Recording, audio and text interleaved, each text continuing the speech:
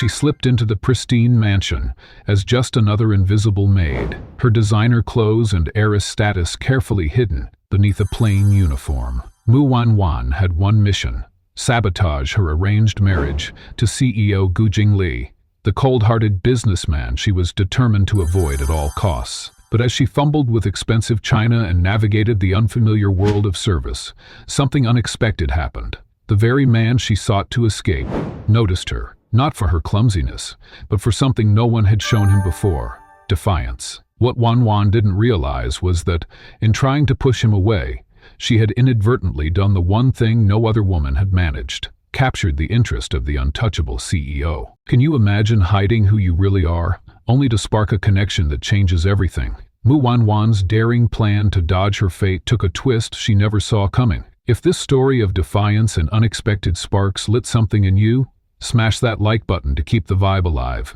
Share it with a friend who loves a good plot twist, and drop a comment: what would you do to escape an unwanted destiny? Let's talk about it. The sun cast long shadows across the Gu Mansion as Mu Wanwan stood at its service entrance, her heart racing beneath the plain cotton uniform that felt alien against her skin. Just 3 days ago, she had been draped in silk, her fingers adorned with family heirlooms worth more than what the average person earned in a decade.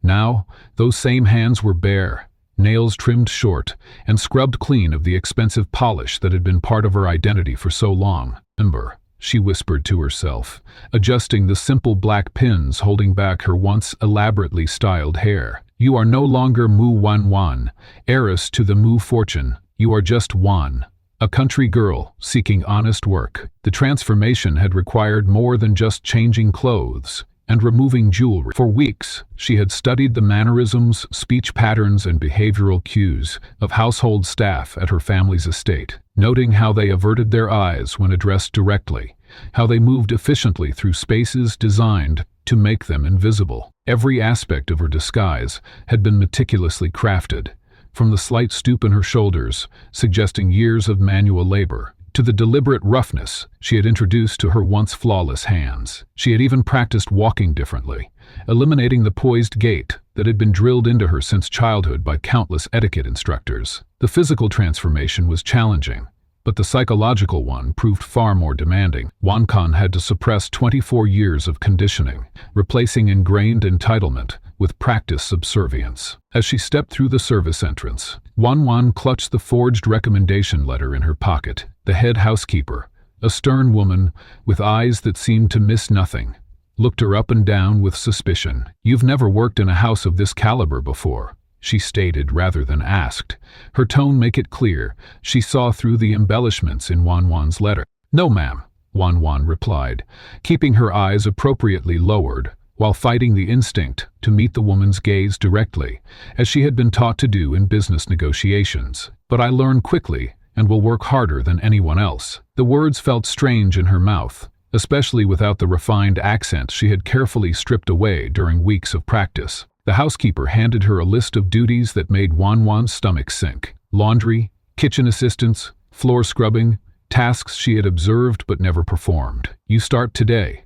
The third-floor corridor needs attention. Don't break anything valuable." With that unceremonious introduction, Wanwan's infiltration of the Gu household began, along with her mission to gather evidence against the man she was supposedly destined to marry. Her first day proved to be a brutal education. Within hours, Wanwan's arms ached from unfamiliar labor, and her knees protested against the hard floors. She struggled with the simplest tasks: mixing cleaning solutions, properly folding linens, even carrying trays without rattling the contents. Each mistake earned her sharp corrections from other staff members, some taking pleasure in the new girl's incompetence. By midday, she had nearly exposed herself twice, first by automatically reaching for a ringing phone before remembering her position, then by commenting on a painting's Provence when she should have been silently dusting its frame. "Watch yourself," an older maid whispered, after pulling her away from the art piece. "Girls who notice too much don't last long here." The warning sent a chill through Wanwan. She hadn't anticipated how difficult it would be to suppress her knowledge and education, aspects of herself she had always taken for granted. As she scrubbed floors that afternoon, Wanwan thought about the events that had driven her to this extreme measure. The arranged marriage had been announced 6 months earlier, a perfect business union between the Mu and Gu conglomerates. With Wanwan and Gu Jingli as the unwitting chess pieces, she had initially resigned herself to her fate, viewing it as an inevitable aspect of her privileged life. That resignation shattered when a trusted friend showed her photos of Gu Jingli with another woman, whispering about his reputation for keeping mistresses even while negotiating marriage contracts. The memory fueled her determination as she worked through blistered hands and aching muscles. Better this temporary discomfort than a lifetime trapped in a loveless marriage with a man who saw fidelity as optional. Better to give up luxury temporarily than surrender control of her destiny permanently. The irony wasn't lost on her. By evening, exhaustion threatened to overwhelm her. In her family's mansion, this would be the hour when she might be relaxing in a scented bath, perhaps reviewing business proposals or enjoying a book. Instead, she stood in a cramped servant's quarters, washing her uniform by hand, alongside other maids who chatted about family troubles and dreams that seemed heartbreakingly modest to Wanwan's ears. One young woman spoke of saving for 3 years to buy her mother a simple necklace, an item Wanwan might have purchased on impulse and forgotten by the next day. The contrast between her past and present circumstances struck her profoundly. These women worked without complaint for wages she once spent on a single meal. Their concerns, making rent, supporting siblings, affording medical care, had never touched her life of insulated privilege. For the first time, Wanwan questioned whether she truly understood the world outside her family's influence. This unexpected insight almost made her forget the throbbing pain in her hands. Over the next few days, Wanwan began to acclimate to her role, developing calluses both physical and emotional. She learned to anticipate needs before they were voiced, to move through rooms without drawing attention, to become part of the mansion's functioning machinery, rather than a person worthy of notice. Each evening, after completing her assigned duties, she carefully explored sections of the mansion, mapping escape routes and identifying potential locations for gathering information about Gu Qingli's private life. Her first breakthrough came when she discovered the location of his home office, a spacious room with walls lined with business journals and financial reports. Under the pretense of dusting, Wanwan cataloged the room's contents, noting the precisely arranged desk, the lack of personal photographs, the imposing chair that seemed designed to intimidate rather than comfort. The space revealed a man who compartmentalized his life rigidly, who valued order and control, but it offered no evidence of the moral failings she sought. As her first week drew to a close, Wanwan realized her disguise had succeeded beyond her expectations. The household staff had accepted her as a somewhat clumsy but earnest addition to their ranks. The family members barely registered her presence, their eyes sliding past her as if she were merely another piece of furniture. She had become functionally invisible, exactly as planned. With growing confidence, she expanded her information gathering, volunteering for duties that would place her near Gu Jingli's private spaces, carefully eavesdropping on conversations that might reveal his character flaws. The household staff whispered about Gichi with a mixture of fear and reverence. "The master sees everything," an older maid had warned during Wanwan's first week. "He built this empire by noticing what others miss." As Wanwan would soon discover, the very qualities that made him feared in boardrooms would make her invisible, impossible to maintain. In the upper echelons of corporate Shanghai, Gu Jingli moved through business circles like a shark through still waters, smooth, purposeful, and leaving ripples of unease in his wake. At 32, he had tripled the Gua Corporation's market value, orchestrated 5 hostile takeovers, and developed a reputation for ruthless efficiency that had earned him the nickname the Untouchable, not because he couldn't be reached. His office on the 58th floor was physically accessible to those with proper clearance, but because emotionally, he remained an impenetrable fortress. His executive assistant, Lin Meihua, had worked for him for 7 years and could count on one hand the times she'd seen him smile genuinely. "You don't understand. Mr. Gu doesn't do personal attachments," she explained to a new hire who'd suggested organizing a birthday celebration for their CEO. The last time someone tried surprising him with a cake, he asked if they'd rather spend their energy on the quarterly projections. Instead, the room had gone silent, the candles left unlit as he retreated to his office, without another word. Rumors circulated about his aloofness. Some said it was calculated intimidation. Others believed it was the natural state of genius. The truth Like most things about Gi Qingli remained carefully guarded.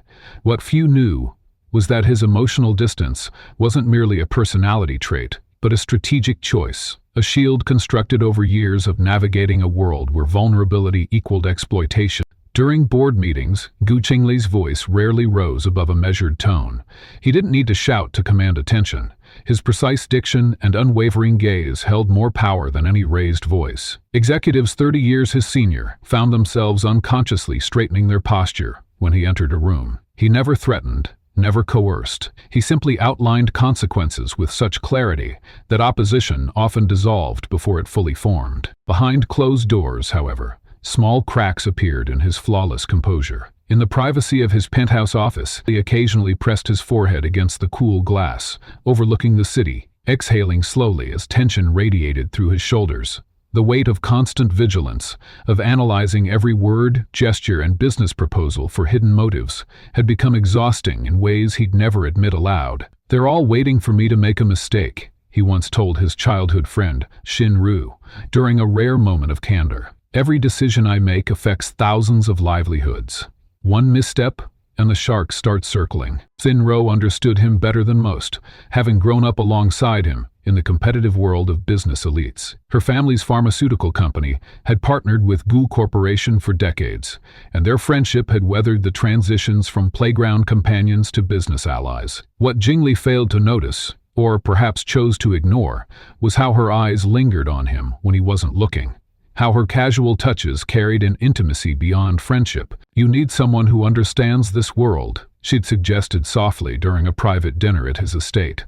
"Someone who knows the pressures you face." The implication hung between them, but Jingli had merely nodded absently, his mind already drifting to the upcoming merger negotiation. His dating history read like a case study in brevity. Socialites, models, and accomplished businesswomen had all attempted to scale his emotional walls, only to retreat when they discovered there was no door. 3 dates became his unspoken limit, enough to be seen in appropriate social circles, not enough for attachment to form. The pattern had become so predictable that tabloids had created a name for it: the gap. Perhaps most telling was his reaction to the arranged marriage with the Mu family. When his board presented the strategic benefits, market expansion into new territories, complementary supply chains, potential tax advantages, he had reviewed the proposal with the same detached analysis he gave to equipment upgrades. "The terms are acceptable," was his only comment on a union meant to last a lifetime. The board members exchanged glances, one brave enough to ask, "And the bride, Mr. Gi? Ms. Mu Wanwan has quite the reputation as a free spirit. Are you concerned about compatibility?" Qingli had looked up from the documents, his expression unchanged. "Personal compatibility is irrelevant to the business objectives. I expect Ms. Mu to understand the nature of our arrangement." His indifference to the marriage reflected his approach to relationships in general: transactional, strategic, with clear parameters and expected outcomes. The elite circles he inhabited had long accepted that marriage among their kind often resembled business mergers more than romantic unions. Statistical analysis showed that such arrangements typically prioritized financial advantage over emotional compatibility, and Jinglia saw no reason to deviate from this established pattern. What the corporate world never witnessed was Jingli alone in his study at 3 a.m., reviewing security footage from his various properties, a habit developed after a corporate espionage attempt years earlier. It was during one such routine review that he first noticed something unusual about the new maid. Security cameras had captured her moving through the service corridors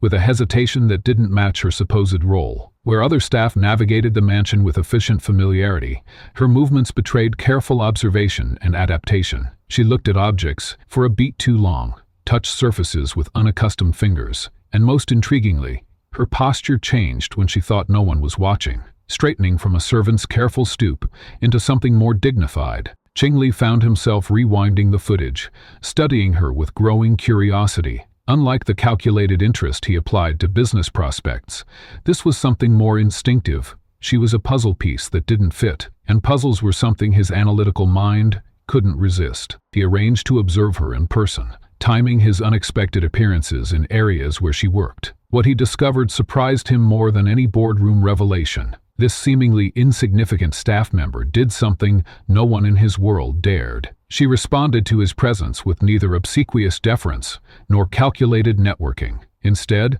her reactions ranged from genuine startlement to barely concealed annoyance when his presence interrupted her tasks. During one particularly revealing moment, he'd entered the library as she was dusting shelves. Upon noticing him, she had nearly dropped the feather duster, quickly composing herself, but not before he caught a flash of something in her eyes. Not fear or admiration, but calculation. She was assessing him just as carefully as he was observing her. Do you find something interesting about the first edition business texts, or are you simply thorough in your duties? He asked, noting how she stiffened at being addressed directly. I was taught that proper cleaning requires attention to detail, sir, she'd answered, her voice carefully modulated, yet carrying an undercurrent that suggested she was choosing her words with unusual precision. It was this exchange that cemented his fascination. In a world where everyone either wanted something from him or feared his influence, her authentic defiance,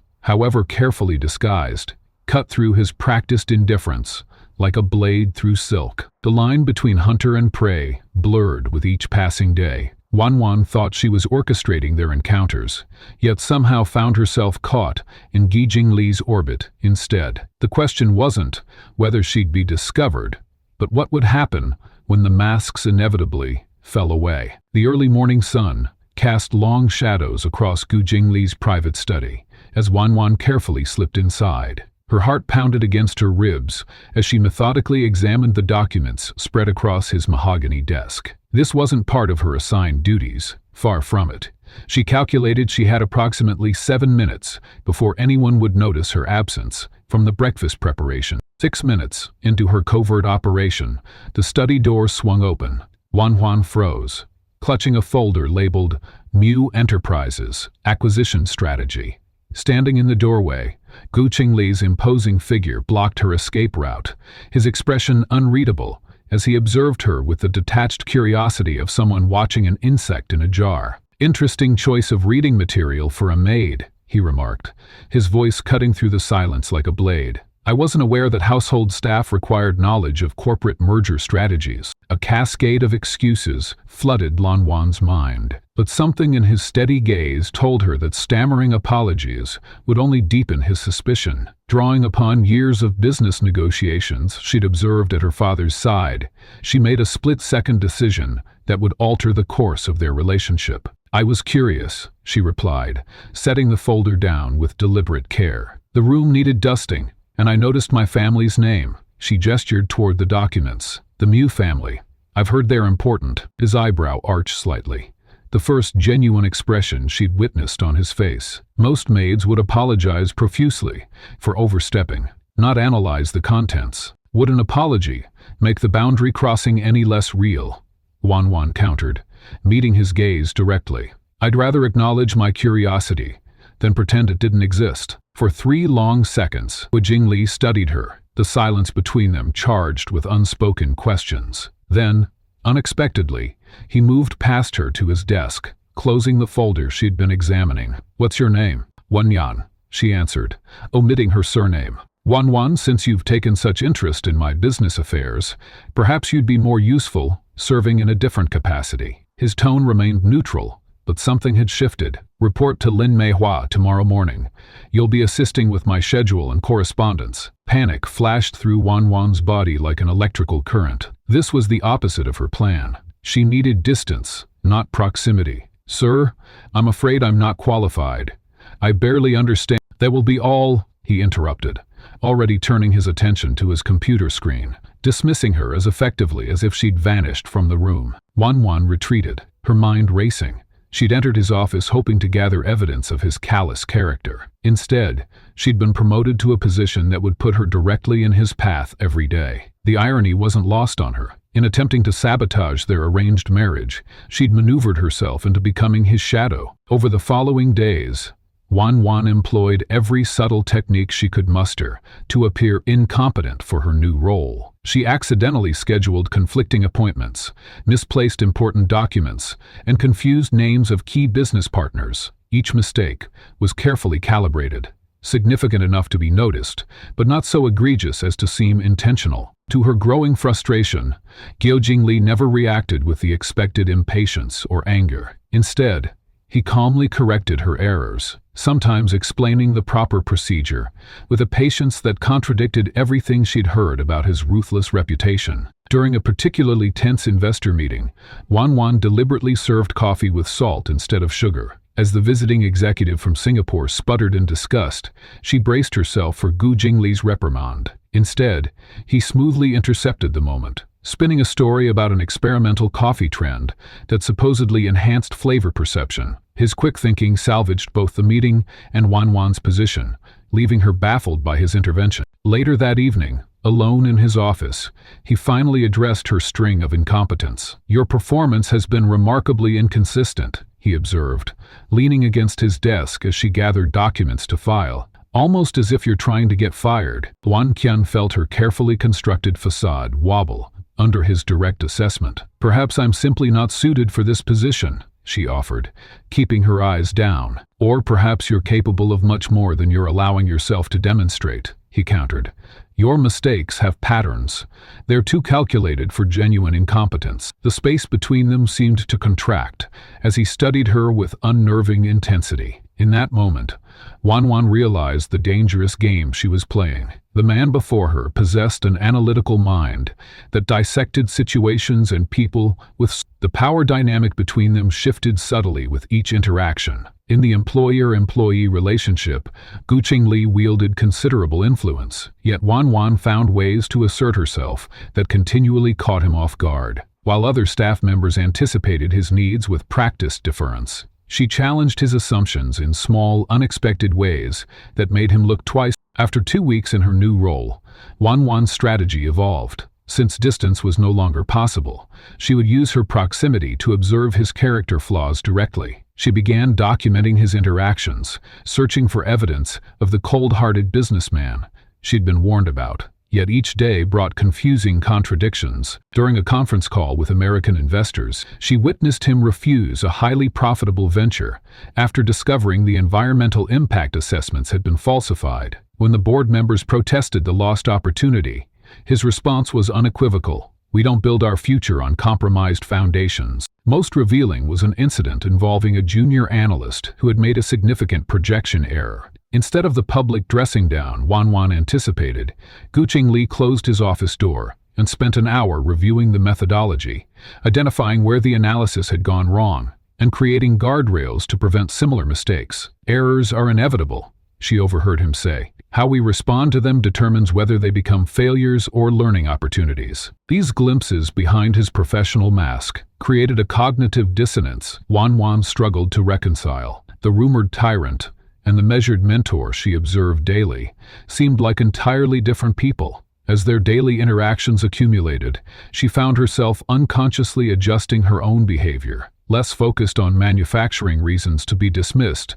and more engaged in the actual work. The unexpected turning point came during a late-night preparation for an international merger. As midnight approached, Wan brought fresh tea to Gu Jingli's office, finding him rubbing his temples in rare display of fatigue. "You should rest," she said without thinking. "The contracts will still be here tomorrow." He looked up, surprise flickering across his features at her concerned tone. "There are families depending on this merger succeeding," he replied quietly.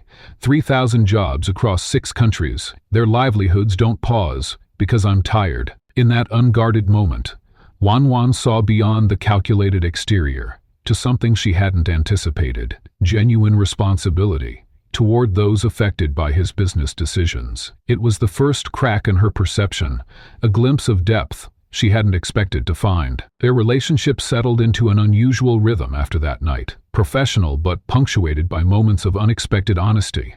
Wan found herself looking forward to their interactions, cataloging the subtle shifts in his expression when something amused or intrigued him. The evidence she'd intended to gather against him increasingly painted a picture of a complex man whose public persona served as armor, rather than accurate reflection. While Wan began to see the man behind the myth, shadows moved in the periphery of her new reality. Xinru watched from the doorway of Gu Jingli's office, her knuckles white against the folder she clutched to her chest. For 15 years, she had orbited Gu Jingli like a faithful satellite, always visible, yet never quite seen in the way she desperately craved. Now this new maid, this nobody, had somehow captured his attention in mere weeks, drawing genuine curiosity from a man who rarely looked twice at anyone. Something wasn't right. Sinro had catalogued every subtle expression in Gu Jingli's repertoire over the years, and the way his eyes followed the maid's movements was entirely foreign. The slight tilt of his head when she spoke, the momentary pause before he responded. These were precious reactions she had never been able to elicit, despite years of careful devotion. "I need you to reassign the new girl," Shinru told the head housekeeper the next morning, keeping her voice professionally detached. "She lacks the experience for personal assistant duties.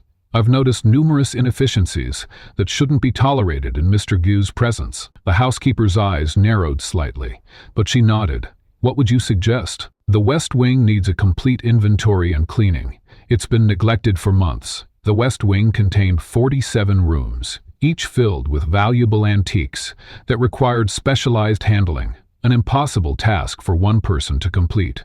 In the 3-day deadline Shinru specified, Wanwan received her new assignment with a raised eyebrow, but no complaint. For 3 days, she worked methodically through the wing, categorizing priceless artifacts with surprising accuracy. When she presented the completed inventory, organized by historical period, provenance, and insurance value, Shinro's smile froze on her face. "Impressive," Gu Jingli commented when the report crossed his desk. "Who did this?" "The new maid," Sinru answered, her voice hollow. "Bring her back to office duties immediately." His tone left no room for discussion. The failed attempt only strengthened Shinru's resolve. For the next 2 weeks, Wanwan found herself facing increasingly challenging obstacles. Missing files before critical meetings, scheduling conflicts that required her to be in 3 places simultaneously, urgent tasks assigned minutes before deadlines. Yet for each challenge, Wanfan found a solution. When key documents disappeared before an investor meeting, she produced a flawlessly recreated presentation from memory. When conflicting appointments threatened to derail negotiations with international partners, she arranged video conferences that ultimately saved travel expenses and impressed all parties involved. Gu Qingli noticed? Of course he noticed. A man who reviewed security footage at 3 in the morning missed nothing of consequence. "Someone seems determined to see you fail," he remarked to Wanwan evening as she organized his schedule for the following day. "Perhaps they're actually helping me succeed," Wanwan replied with unexpected candor. "I work better with concrete problems to solve." Something in her response made him pause, pen suspended above the document he'd been signing. For a moment, the mask of CEO efficiency slipped, revealing genuine curiosity. "Most people would complain about sabotage. Most people aren't trying to prove themselves," she answered, immediately regretting the honesty that had slipped through her carefully constructed persona. Their eyes met briefly before she looked away, gathering the day's correspondence. The air between them felt charged with unspoken questions. Finro witnessed this exchange from the hallway, her chest constricting with a familiar ache. She had stood in the shadows of Gu Jingli's life since they were teenagers, watching as he transformed from a serious young man into the formidable CEO, whose approval she still craved with embarrassing intensity. She had been there through every business triumph, every family obligation, every rare moment of vulnerability until now. At night, Shinru found Wanwan alone in the staff kitchen, preparing a late-night cup of tea. "You should be more careful," she said without preamble. Wanqian turned, her expression carefully neutral. "I'm sorry? Whatever game you're playing with Mr. Gu, it won't end well for you."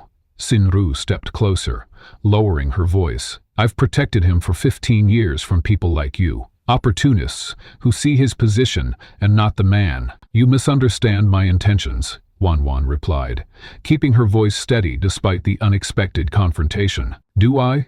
Shinro's laugh held no humor. "I've watched women like you come and go. Some want his money, others his connections. The smarter ones aim for his ring." She studied Wanwan's face, searching for a reaction. "But you're different, aren't you? You can't quite figure out what you want." The question hung between them, unexpectedly penetrating. What did she want? Wanwan had arrived with clear purpose: to gather evidence against a man she believed unworthy of her family's alliance. Yet somewhere between salted coffee and late-night conversations about business ethics, her mission had become muddied by unexpected discoveries. "I want what's best for him," Sinru continued into the silence.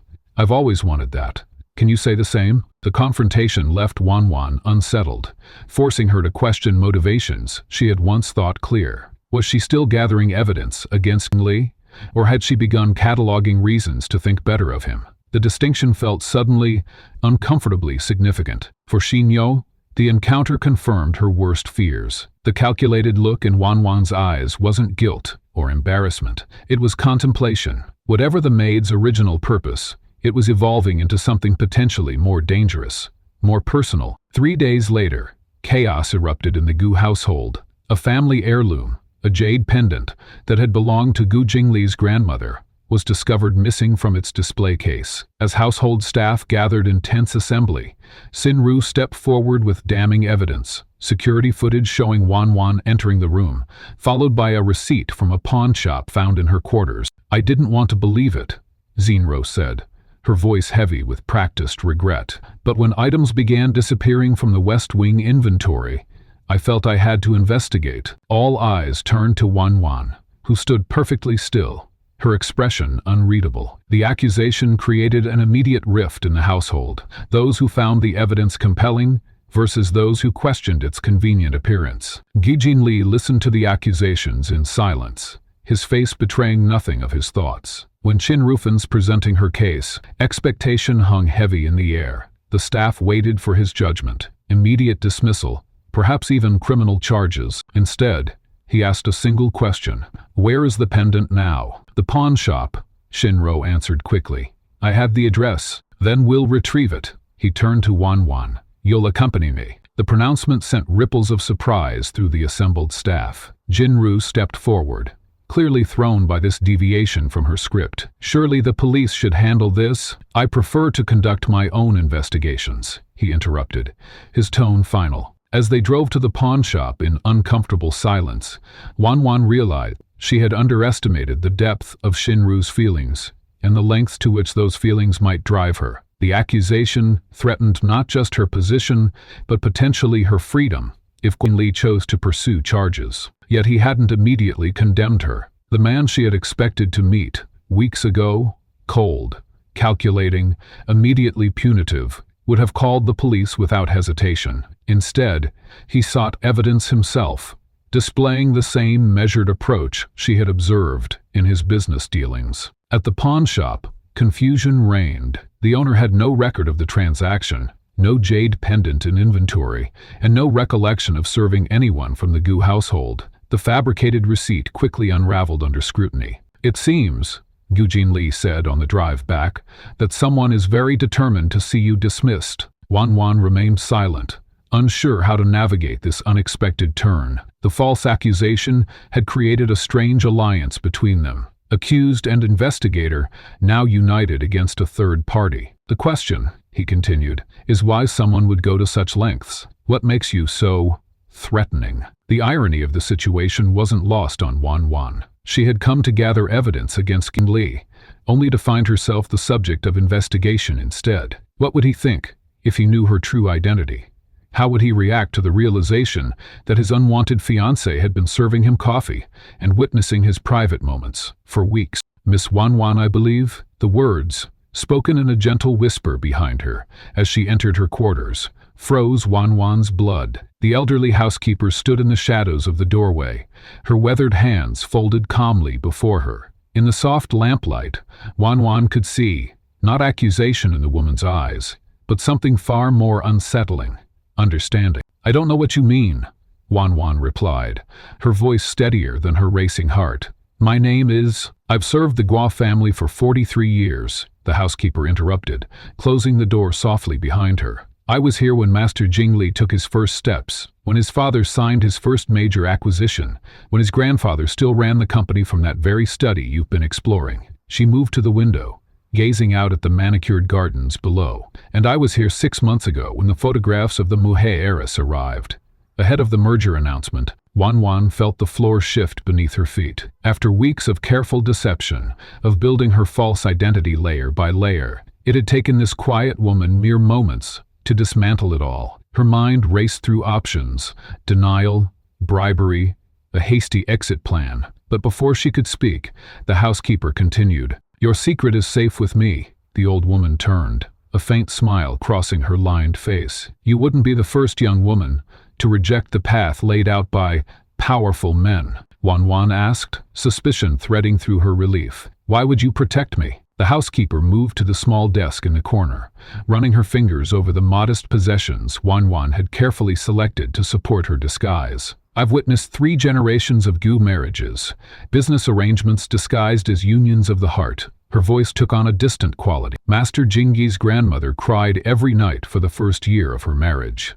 His mother found comfort in shopping and charity work, anything to fill the emptiness. The cycle continues, generation after generation." She turned back to Wan Wan with unexpected intensity. "Until you," over tea, served in chipped mugs, nothing like the fine porcelain used upstairs. Madame Jiang, as the housekeeper was known, revealed herself as an unexpected repository of family history. Unlike the glossy corporate narratives or the whispered rumors among staff, her perspective came from decades of silent observation. "Master Jingli wasn't always as you see him now," she explained, refilling Wan Wan's cup. "As a boy, he laughed easily, asked endless questions, challenged everything." A shadow crossed her face, until his father decided emotion was inefficient for business and sent him to boarding. Wan Qian absorbed these insights, reconciling them with her evolving impression of the man she'd been determined to reject. "And Xinru, has she always been devoted,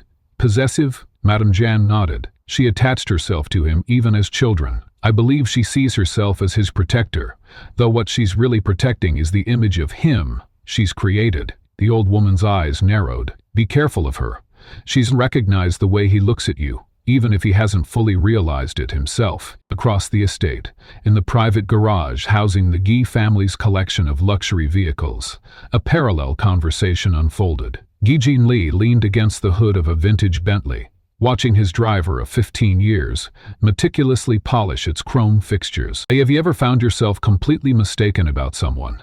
Jinli asked, the question hanging in the air between them. Wei continued his methodical work, accustomed to these rare moments when his employer sought conversation beyond destinations and schedules. "I find first impressions are useful but limited, sir. Like judging a car by its exterior without checking the engine." Jingli nodded, considering. "The new staff member, the one handling my correspondence, the young woman who reorganized the West Wing collection?" Wei asked, though his tone suggested he already knew precisely who Jingli meant. "There's something inconsistent about her." Jingli straightened, pacing the length of the vehicle. "She makes deliberate mistakes, yet shows flashes of exceptional capability. She avoids attention, yet stands her ground when challenged." He paused. "She's unlike anyone I've encountered in our circles." Wei set aside his polishing cloth, giving Jingli his full attention. "Perhaps that's precisely why you notice her, sir. In a world where everyone performs exactly as expected,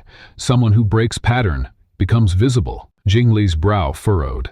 "It's more than that. She looks at me as if she's searching for something, not connections or advantages or approval, but something else entirely. The truth, perhaps," Wei suggested quietly. "After 20 years driving the elite of Shanghai, I've observed that authenticity becomes the rarest commodity among the wealthy." He returned to his work, adding, "Some spend their entire lives surrounded by people, yet never feel truly seen." These conversations marked the beginning of a subtle shift in the mansion's dynamics. While Shinro's machinations grew increasingly overt, a countering force of quiet allies emerged around both Wan Wan and Jingli. Madame Jiang arranged Wan Wan's duties to minimize contact with Qingru, warning her of approaching confrontations with a system of discreet signals understood only between them. We ensured that certain security recordings were reviewed only by Jingli himself, particularly those that might reveal Wan Wan's more unguarded moment. One evening, as Wan Wan organized documents in Jingli's study,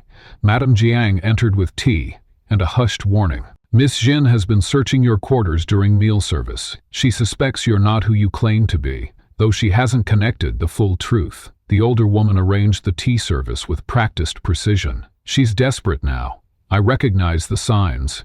When people with power feel threatened, they become unpredictable. Wan Quan set down the folder she'd been reviewing. What should I do? Be vigilant. Leave nothing personal where it can be found. Madame Zhang hesitated. And perhaps consider whether your initial mission still serves you. I've seen how you watch him when you think no one notices. But heat rushed to Wan Wan's cheeks. I'm just gathering information.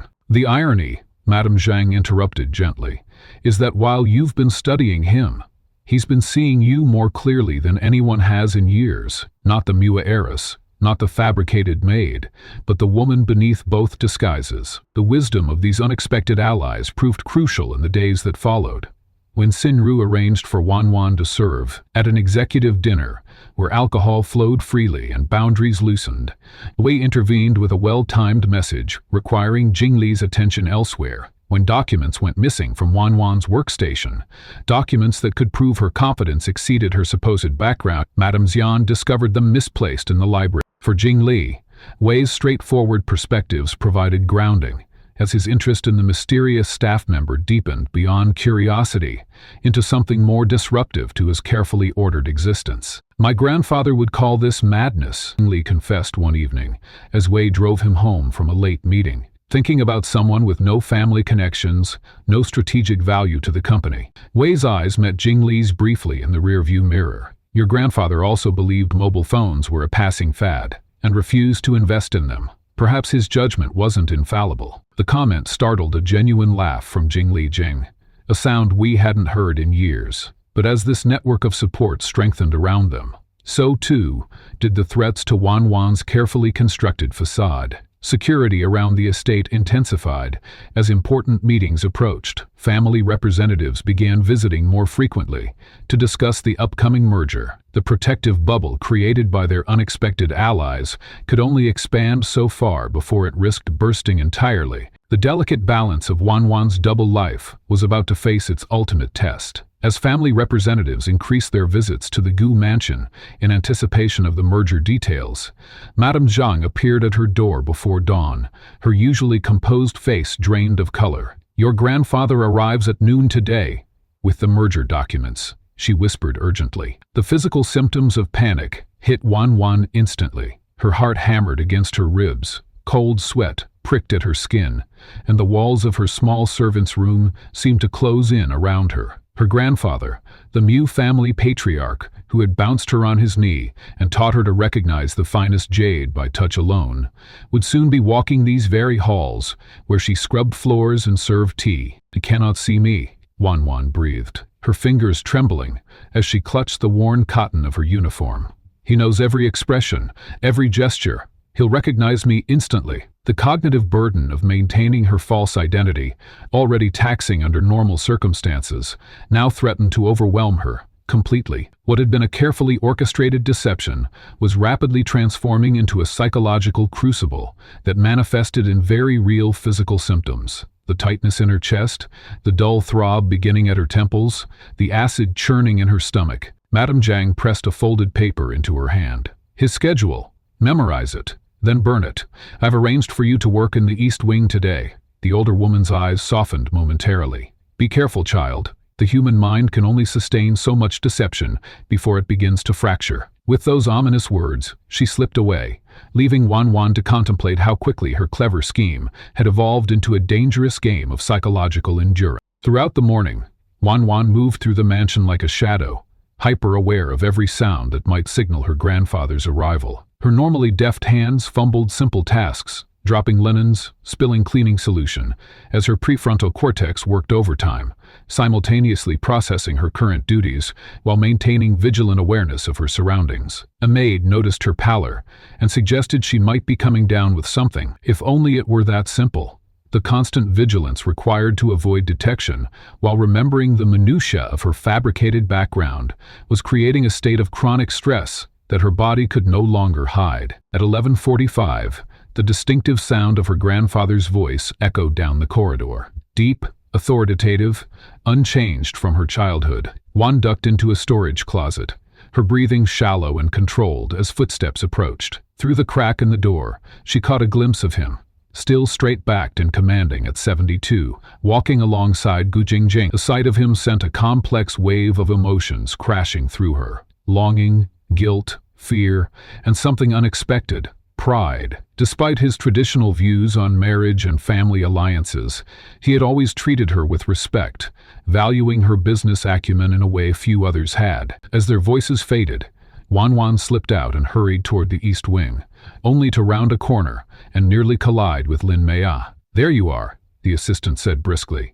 "Mr. Gi requests tea service in the main conference room immediately." Before Wan could protest, Lin Mei added, "The chef has prepared the special blend for our distinguished visitor." The universe, it seemed, had a cruelly ironic sense of humor. Wan stood frozen, calculating her options. Refusing would draw unwanted attention. Complying meant walking directly into the path of the one person who could instantly unravel her disguise. Her body was already betraying the immense psychological strain. Her hands trembled visibly, her forehead beaded with perspiration, and the dull headache had intensified to a persistent throb behind her eyes. With no viable alternative, Wan prepared the tea tray with mechanical precision, strategizing every detail of her approach. She would keep her face downcast, her movements swift and efficient. Perhaps she could adjust her posture, altering the familiar way she had carried herself since childhood. As she approached the conference room, she heard her grandfather's booming laugh, a sound from her earliest memory. Taking a deep breath, she entered with her eyes trained on the floor. "The preliminary reports on production capacity exceed our projections," her grandfather was saying,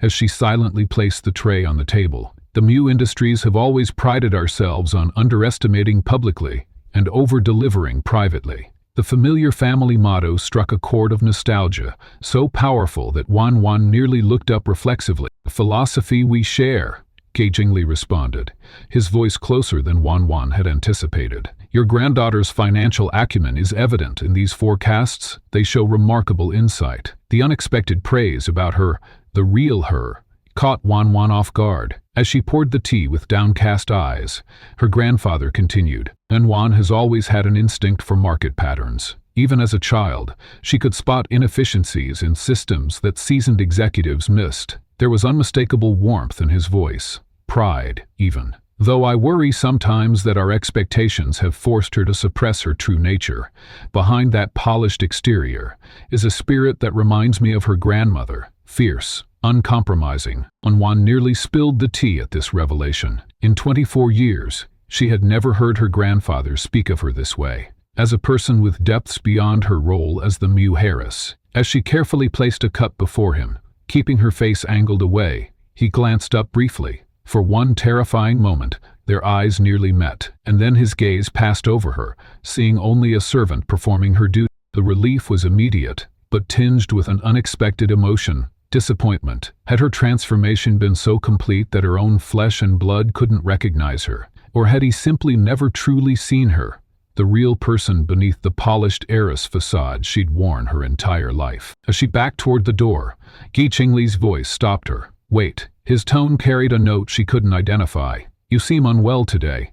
Is everything all right?" The question hung in the air, loaded with subtext. She risked the briefest glance up and found his eyes studying her with unnerving intensity. Did he suspect? Had he somehow pieced together the fragments of inconsistency in her behavior? "Perfectly well, sir," she managed, keeping her voice softer and slightly higher than her natural tone. "Thank you for your concern." Her grandfather waved dismissively, without looking up from his documents. "These service staff are working too many hours.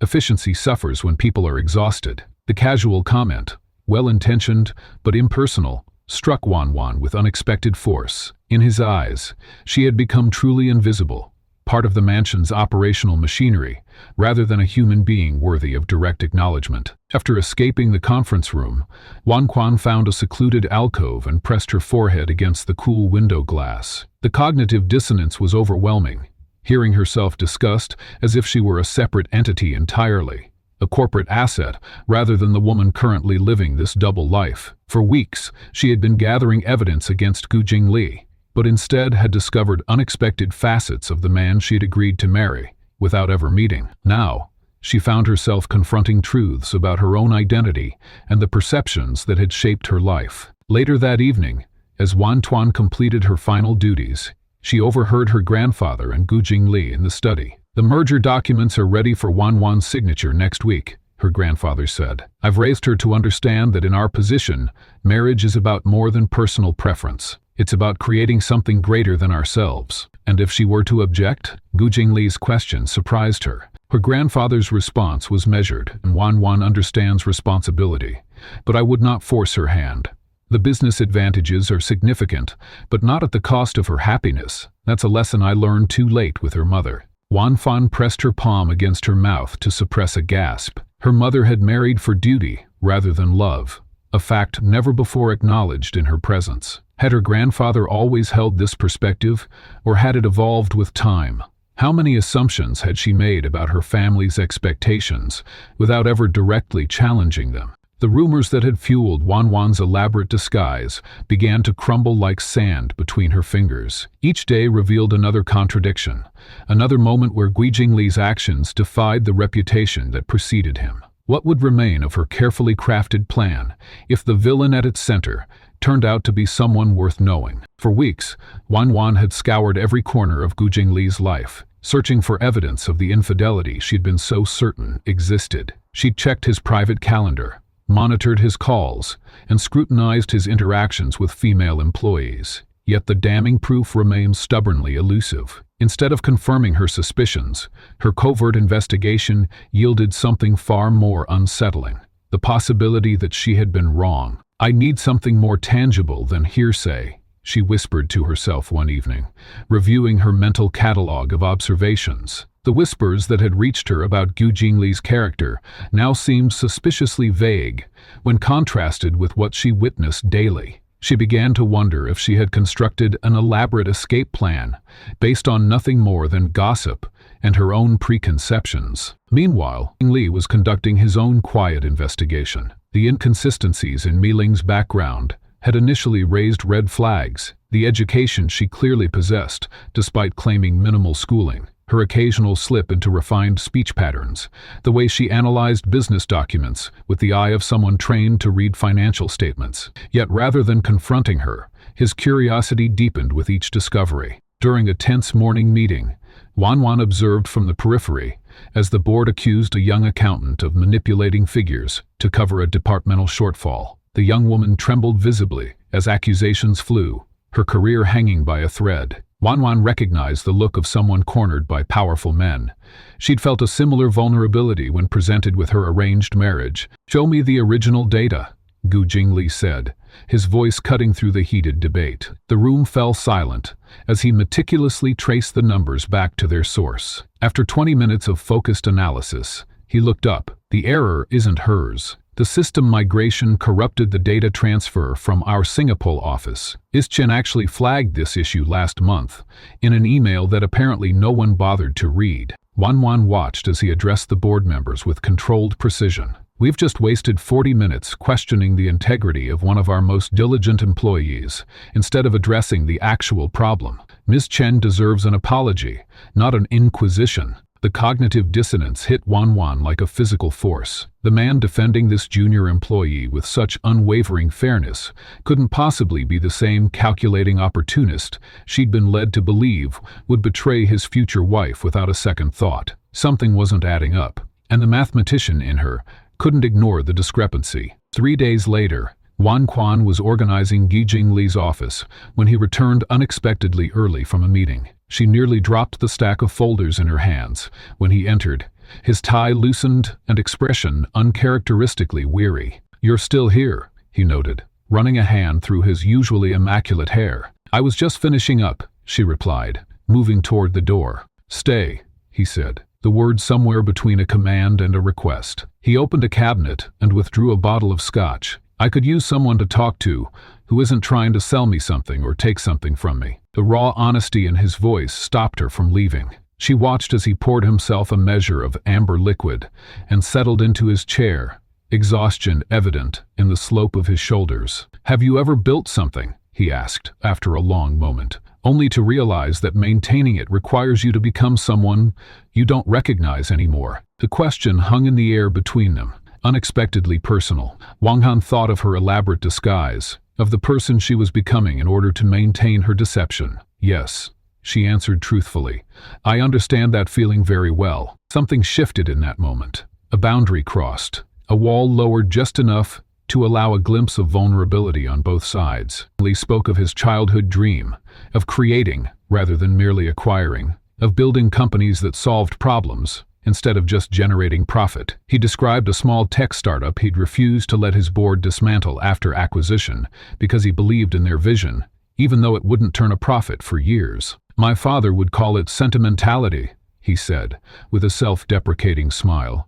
A weakness in business. Wan, careful to maintain her role as Mei Ling, nonetheless found herself offering genuine insights. Perhaps seeing potential where others see only balance sheets isn't weakness, but vision. The conversation stretched well past appropriate hours for employer and employee.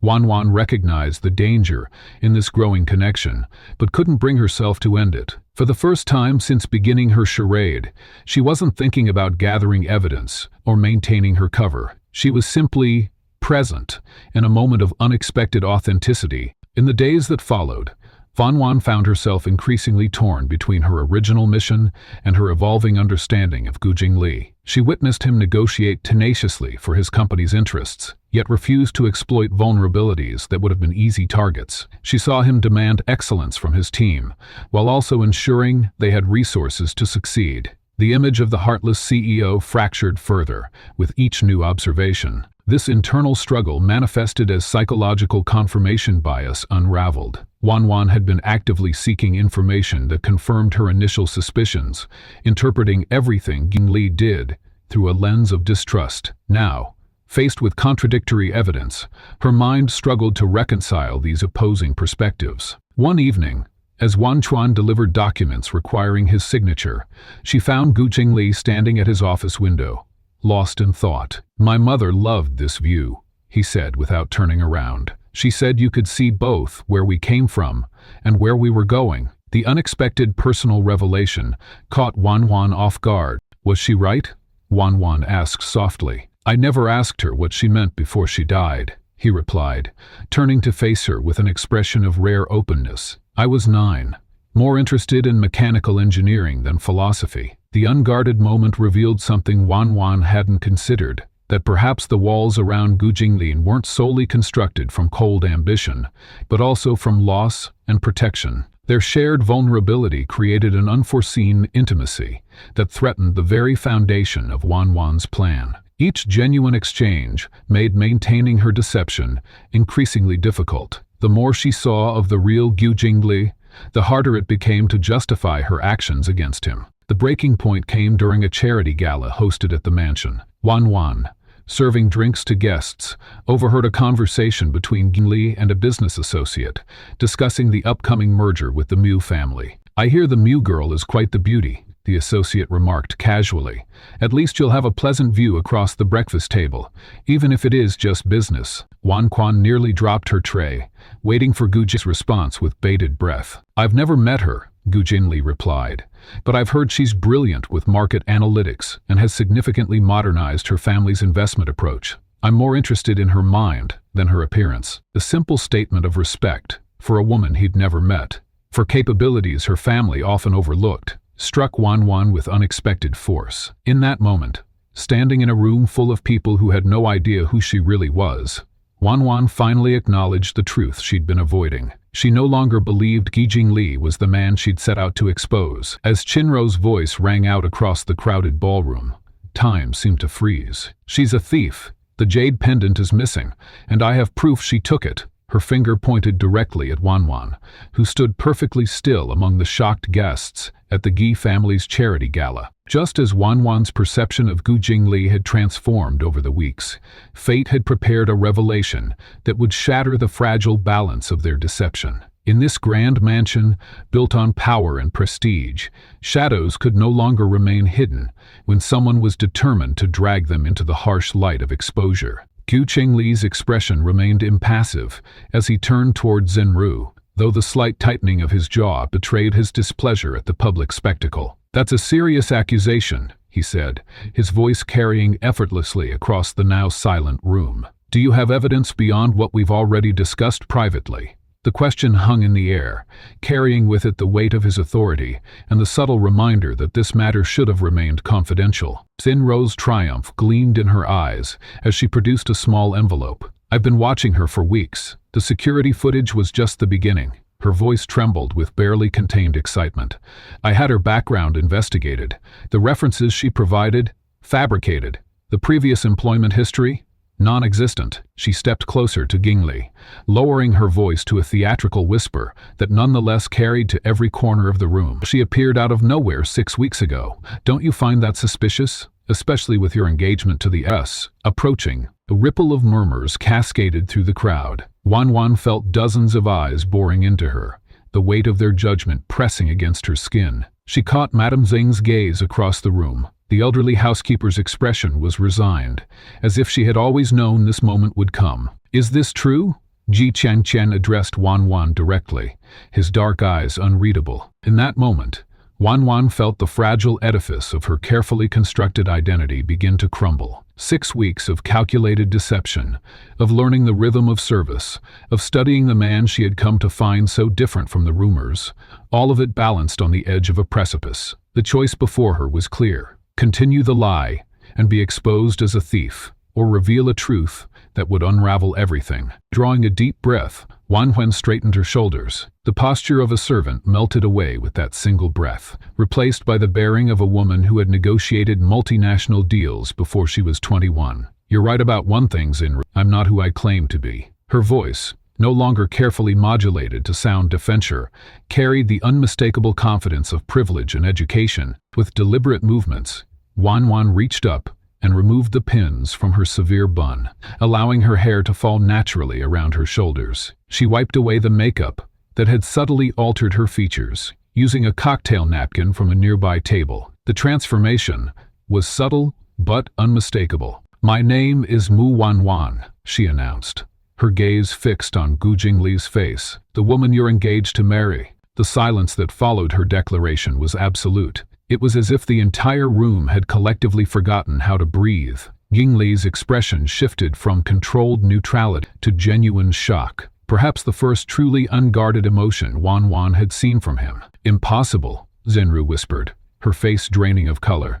"That's impossible, is it?" Wan turned to face her accuser. "You should know, Xinru. After all, you're the one who orchestrated this entire situation." Gi Qingli recovered his composure with remarkable speed. "Everyone except Ms. Miao and Xinru, please give us the room," he commanded, his tone brooking no argument. The guests and staff began filtering out, their excited whispers building to a crescendo as the doors closed behind them. When they were alone, Gu Qingli's voice was dangerously quiet. "Explain yourself." Wan nodded, the weight of her deception heavy on her shoulders, despite the relief of shedding her disguise. 3 months ago, I received photographs of you with another woman. Intimate photos that suggested you were already involved in a relationship, despite our arranged engagement. She smiled without humor. "Naturally, I was reluctant to enter a marriage with a man who couldn't even wait until the wedding to betray me." "Those photographs don't exist," Gu Jingli stated flatly, "because there was no relationship."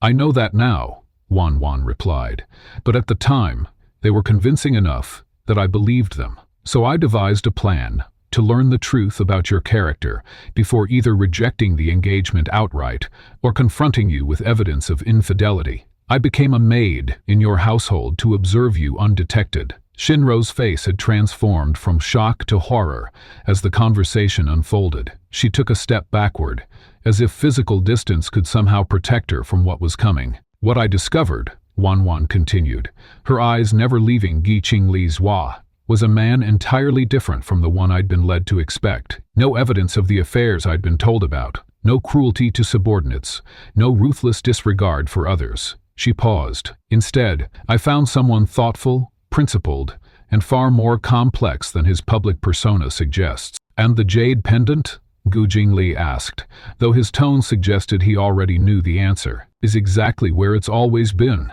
Wan replied. "In the hidden compartment of your grandmother's jewelry box, where you personally placed it last week after having it cleaned, a fact that only someone who had access to your private schedule would know." All eyes turned to Xinru, whose composure had completely collapsed. You don't understand, she whispered, her voice breaking. This merger, this marriage, it would have changed everything between us. 15 years I've been by your side, and you were going to marry her after meeting her once? You sent those photographs, Gu Qianli stated, realization dawning in his eyes. You planted the rumors about my supposed infidelities. Xinzhou didn't deny it. I was protecting you, she insisted. The Mu girl would never have understood you like I do. She couldn't possibly appreciate what you've built, what you've become. So you lied to her. Gu Jingli's voice was cold now, and tried to frame her for theft when you realized I was becoming interested in her, not knowing she was the very woman you were trying to drive away. The irony of the situation hung in the air between them. Please leave, Gu Jingli told Xinzhou without looking at her. We'll discuss your future with the company tomorrow. When the door closed behind Xinzhou's retreating form, an uncomfortable silence descended. Wan Wan and Guo Jingli regarded each other, two people who had been engaged to marry, yet were meeting honestly for the first time. I suppose I should apologize, Wan Wan finally said. My methods were deceptive, even if my intentions were to protect myself. As were mine, Gu Jingli acknowledged. I agreed to our engagement without any intention of making it a real marriage, just a business arrangement with convenient social benefits. He studied her face. I didn't expect to find myself intrigued by a maid who challenged me at every turn, and I didn't expect to discover that the cold, unfaithful CEO of rumor was actually someone I could respect, Wan Wan admitted, or that I would come to care for. The confession hung between them, unexpected and raw. So where does this leave us? Gu Jingli asked, gesturing between them. The engagement our families arranged has been thoroughly compromised by deception on multiple fronts. Their question lingered between them like a delicate thread, neither daring to pull, for fear of what might unravel completely. With the engagement officially cancelled at Wan Wan's request, she returned to the Mu family estate the following morning. The familiar luxury that once felt confining now seemed hollow as she wandered through rooms that no longer matched the person she had become. Across the city, Gu Qingli immersed himself in work, staying in his office until dawn broke over the skyline. Colleagues noticed his sharpened tone in meetings, mistaking his inner turmoil for intensified business focus. But in quiet moments, when proposals blurred before his eyes, his thoughts drifted to the woman who had deceived him so thoroughly. What troubled him most wasn't the deception itself, but how genuine their connection had felt, despite it. Sir, the Singapore merger documents require your signature, his assistant announced. Placing a folder on his desk, Guo Jinli stared at the papers without seeing them. Tell me something, Lin. When someone shows you two versions of themselves, which do you believe is real? Lin Meiwa paused, considering his unusual question. Perhaps both are real, sir. People contain contradictions. Her answer lingered with him as he signed the documents mechanically, his mind elsewhere. In the quiet sanctuary of her private suite, Wan Wan stood before her reflection, no longer seeing the heiress she'd been raised to be, or the maid she had pretended to be. Somewhere between those identities, she had discovered aspects of herself previously unknown. Resilience, adaptability, and a capacity for connection she never anticipated. Though she had achieved her original goal of escaping an unwanted arrangement, victory felt strangely empty. The board is asking about your decision, her father said, entering after a brief knock. Unlike her grandfather's disappointment, which manifested as silence, her father approached the situation with unexpected understanding. They wonder if there's any possibility of salvaging the business arrangement. Does it matter to you? Wan Wan asked, searching his expression. Whether I marry him or not? Her father sat beside her, his usual corporate demeanor softening. What matters is that you've finally shown interest in something, beyond quarterly projections and market expansions. For years, I've watched you excel without passion. The fire in your eyes when you speak of him, even in anger, is something I feared you'd never find. This observation startled her. Had her feelings been so transparent? Meanwhile, Gu Qingli found himself in Madame Zhang's quarters, ostensibly discussing household matters, but actually seeking insights only she could provide. In all your years serving this family, he began, tracing the rim of his teacup, have you ever witnessed someone change completely after learning who they truly are? The elderly housekeeper smiled knowingly. People rarely change completely, Master Jingli. They simply reveal parts of themselves previously hidden, even from themselves. She poured more tea, before adding, the young Miss Mu showed remarkable aptitude for tasks she claimed no knowledge of. One doesn't develop such instincts accidentally. She lied, Gu Jinli stated flatly. As did, Madame Jian replied with the directness only someone who had known him since childhood could employ. You presented yourself as the cold, calculating businessman everyone expected. Yet with her, glimpses of the curious boy who once... This perspective shift unsettled him. He had crafted his public persona so carefully that he sometimes forgot the boundary between performance and authenticity. With Wan Wan, those lines had blurred unexpectedly. Across town, Xinru made desperate attempts to regain Gu Jingli's trust, sending elaborate gifts and detailed explanations that went unanswered. Her betrayal cut deeper than Wan Wan's deception. Hers came from someone who had stood beside him for 15 years, claiming loyalty while secretly undermining his future. On the 7th day following the revelation, Wan Quan's grandfather finally broke his silence during their monthly family dinner. I've canceled the merger announcements, he stated calmly between courses. The Gu Corporation shares have stabilized, despite the rumors. Wan Quan looked up from her untouched plate. I'm sorry for the complications. Are you? The patriarch studied her with weathered eyes that had witnessed decades of business maneuvers. You achieved exactly what you intended.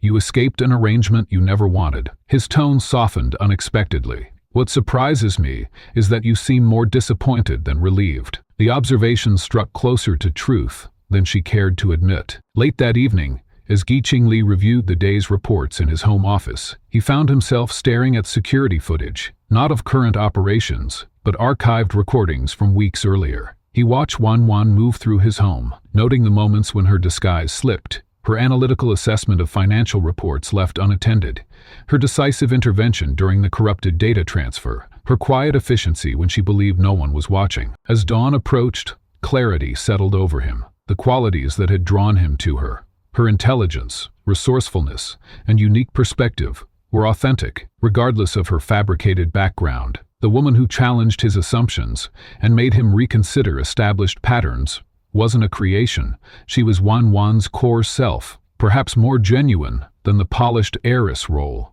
she'd been raised to play. Meanwhile, Wan Wan found herself reviewing old news articles about Gu Jingli, comparing media portrayals with her first-hand experiences. The contrast was striking. The man described as ruthless and emotionally detached had shown consideration for junior employees, principled business ethics, and unexpected depth. She had entered his household armed with prejudice, seeking evidence to confirm rumors while ignoring contradictory realities. I sabotaged something before understanding it, she whispered to herself, closing her laptop as morning light filtered through her curtains. 3 days later, Wan Wan's assistant interrupted her review of quarterly projections. Miss Mu, there's someone here to see you.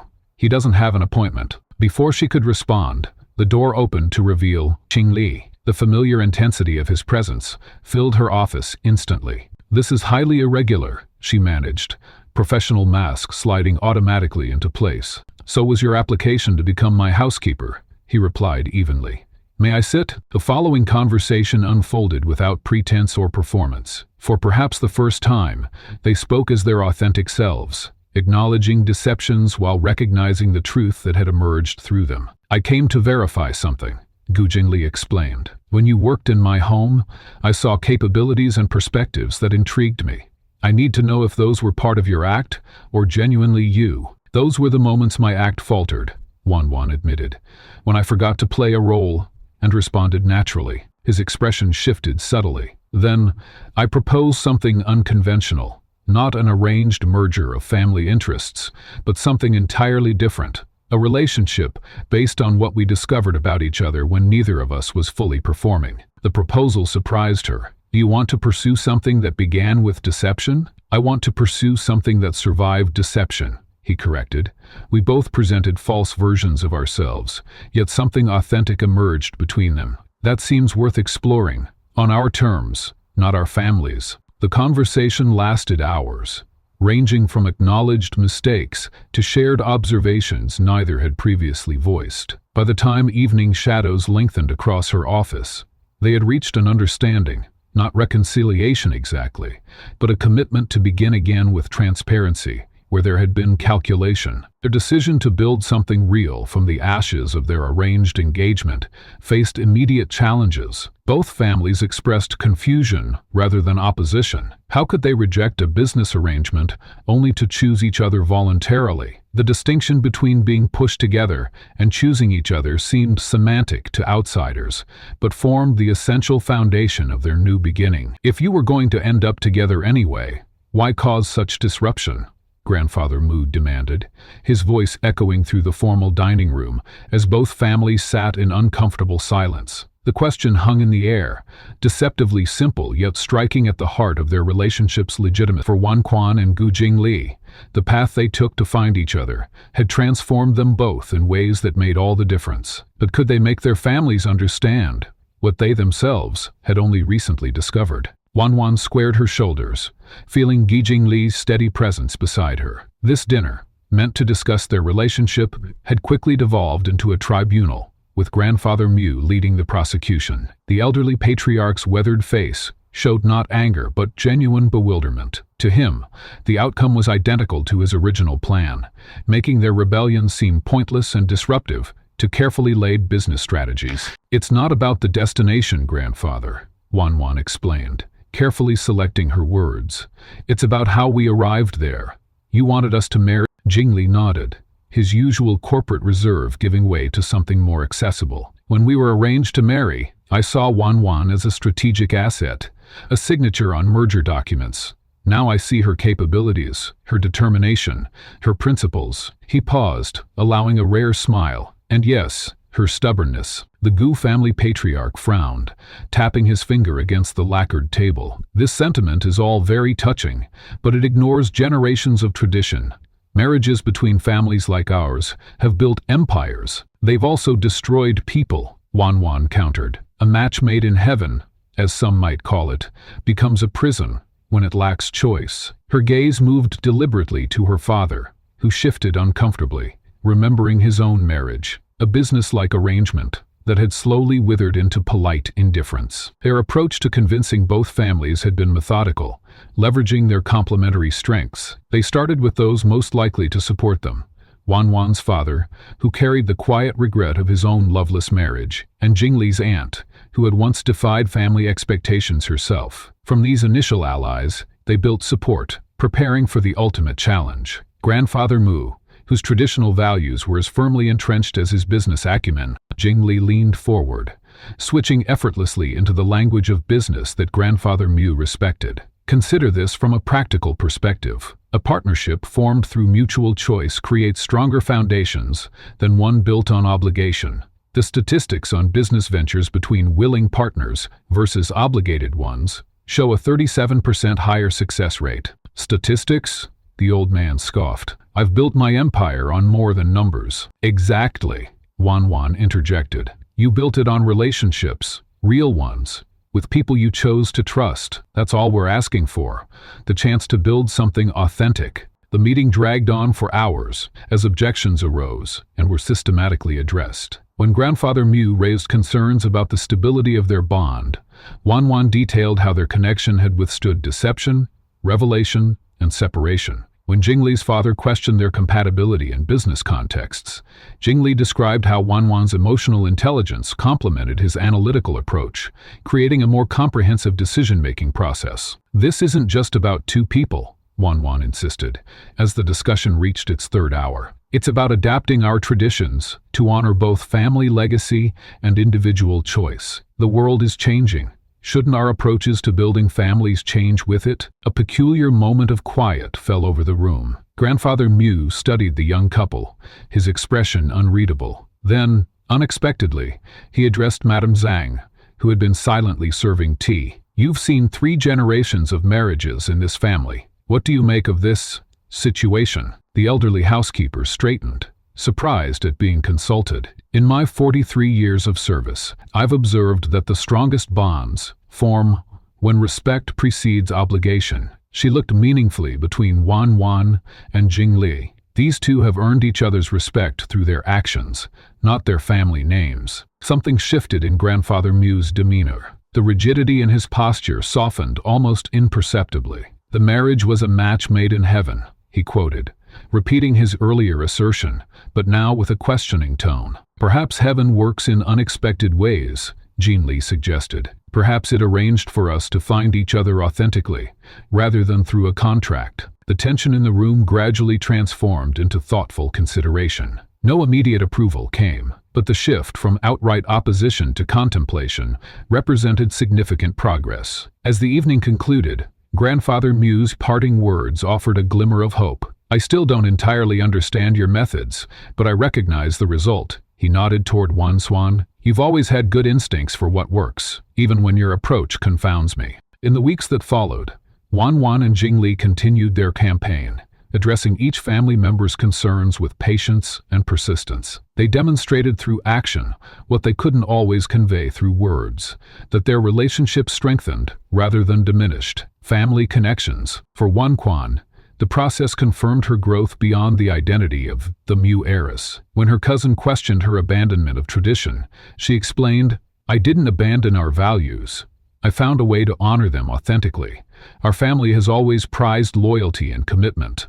I'm simply ensuring those qualities have genuine foundations." For Jingli, defending their relationship to his board members and business associates revealed how profoundly his priorities had shifted. When questioned about the business implications of their unorthodox approach, he responded with newfound conviction. "The Gu Corporation has always adapted to changing markets. Why shouldn't we apply that same adaptability to how we build our personal foundations?" The final breakthrough came during a small family gathering at the Mu residence. As discussions about the future of both families continued, Grandfather Mu observed Wan and Jingli working in seamless tandem to present a new joint venture proposal, one that combined Mu innovation with Geo distribution networks. "This partnership," Grandfather Mu noted afterward, gesturing between them, "it functions differently than I expected, because it's built on earned trust rather than obligated cooperation," Wan explained. The old man nodded slowly. Perhaps we've been approaching these arrangements too rigidly for too long."